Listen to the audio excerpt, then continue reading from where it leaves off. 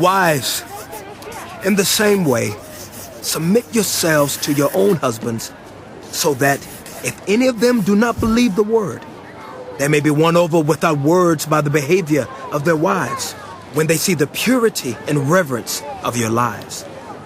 Your beauty should not come from outward adornment, such as elaborate hairstyles and the wearing of gold jewelry and fine clothes. Rather, it should be that of your inner self, the unfading beauty of a gentle and quiet spirit, which is of great worth in God's sight. For this is the way the holy women of the past, who put their hope in God, used to adorn themselves.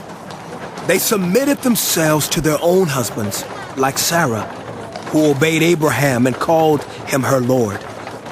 You are her daughters if you do what is right and do not give way to fear.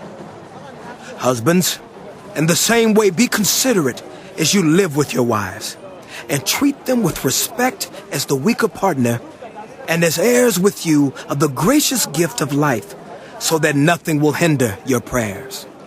Finally, all of you, be like-minded, be sympathetic, love one another, be compassionate and humble. Do not repay evil with evil or insult with insult. On the contrary, repay evil with blessing, because to this you were called, so that you may inherit a blessing.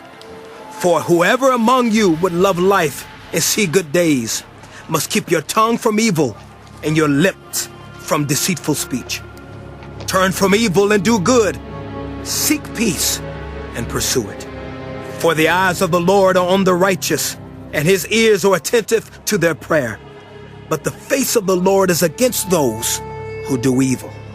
Who is going to harm you if you are eager to do good?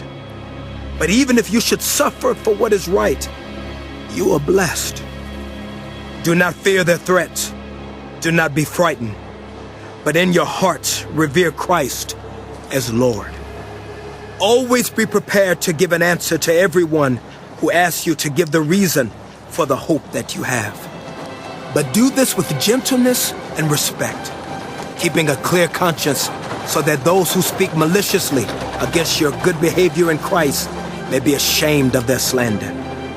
It is better, if it is God's will, to suffer for doing good than for doing evil. For Christ also suffered once for sins, the righteous for the unrighteous, to bring you to God. He was put to death in the body, but made alive in the spirit. In that state he went and made proclamation to the imprisoned spirits, to those who were disobedient long ago, when God waited patiently in the days of Noah while the ark was being built. In it only a few people, 8 in all, were saved through water, and this water symbolizes baptism that now saves you also. Not the removal of dirt from the body, but the pledge of a clear conscience toward God. It saves you by the resurrection of Jesus Christ, who has gone into heaven and is at God's right hand with angels, authorities, and powers in submission to him.